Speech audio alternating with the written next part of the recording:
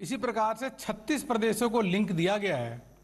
एक NDMC centre में अब कार्य समिति की बैठक होगी, उसी के साथ साथ 36 प्रदेशों में एक साथ बैठ करके अलग अलग सामूहिक रूप से लोग भाग लेंगे चर्चा में।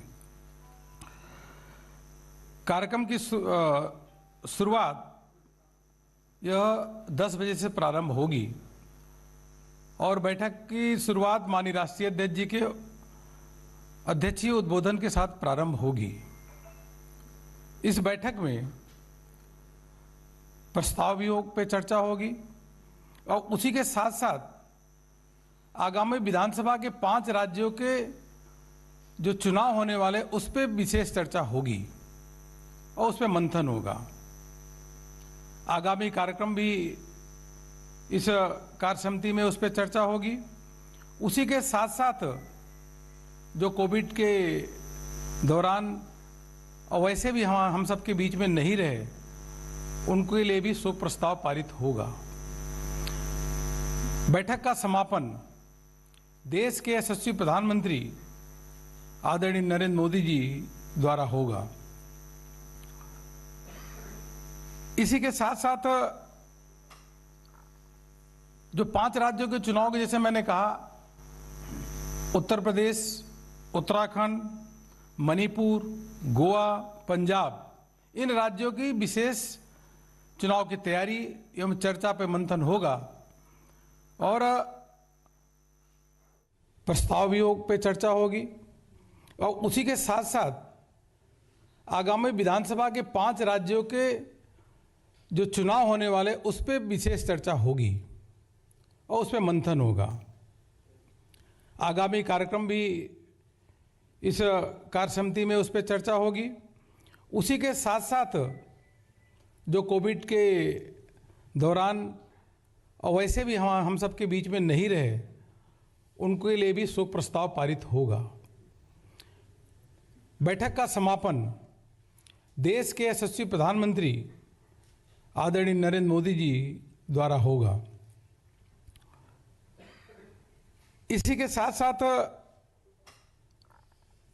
जो 5 राज्यों के चुनाव के, जैसे मैंने कहा, उत्तर प्रदेश, उत्तराखंड, मणिपुर, गोवा, पंजाब, इन राज्यों की विशेष चुनाव की तैयारी एवं चर्चा पर मंथन होगा और कार्य समिति में के बाहर प्रदर्शनी भी लगाई गई है। आप मीडिया के बंधु भी आकर के उसको देखेंगे और प्रदर्शनी जो है उसमें आत्मनिर्भर भारत के बारे में, जो प्रधानमंत्री जी के नेतृत्व में देश आगे बढ़ रहा है वह, उसी के साथ साथ जो गरीब कल्याण की योजनाएं हैं, जो आम गरीब को मदद मिली है, 80 करोड़ लोगों को अनाज सीधे महिलाओं के अकाउंट में पैसा भेजने का काम माननीय प्रधानमंत्री जी ने किया है। किसानों के अकाउंट में सीधे पैसा भेजने के उनके अकाउंट में काम किया है। हर वर्ग को प्रधानमंत्री जी ने ध्यान रखा है इस कोविड-19 के संकट के दौरान, उसके बारे में भी वहाँ पे प्रदर्शनी लगाई जा रही है। इस संकट के दौरान पार्टी के कार्यकर्ता अपनी जान की परवाह किए बिना माननीय प्रधानमंत्री जी के जो मार्गदर्शन पे, माननीय राष्ट्रीय अध्यक्ष जी के देखरेख में कार्यकर्ताओं ने काम किया है। करोड़ों कार्यकर्ताओं ने देश भर में जो काम किया है वह सेवा ही संगठन, सेवा ही समर्पण, और उसके बारे में भी वहाँ पे प्रदर्शनी में दर्शाया जाएगा कि जो कार्यकर्ताओं ने जिस प्रकार से लोगों की मदद की है और काम की है। अभी कुछ ही दिन पहले जो कोविड के वैक्सीन है, टीकाकरण है, 100 करोड़ से ऊपर वह पार हुआ है। देशवासियों ने माननीय प्रधानमंत्री जी का अभिनंदन किया है।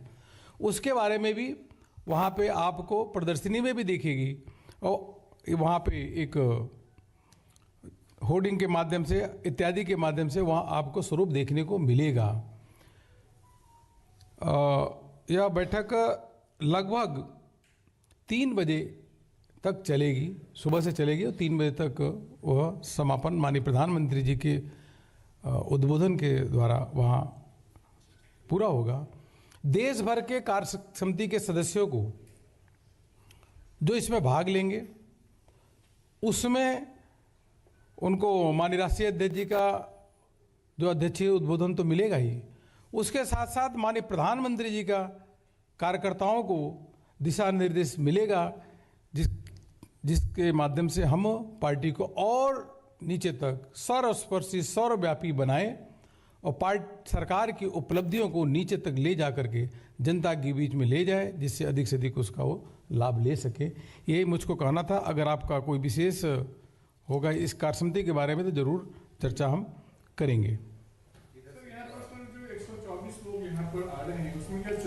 तो बीजेपी की प्रेस कॉन्फ्रेंस और इस बात के बारे में बताते हुए कि कल बीजेपी कार्यकारिणी की बैठक को बुलाया गया है। सुबह 10 बजे इस बैठक की शुरुआत होगी, जो कि दोपहर 3 बजे तक चलेगी।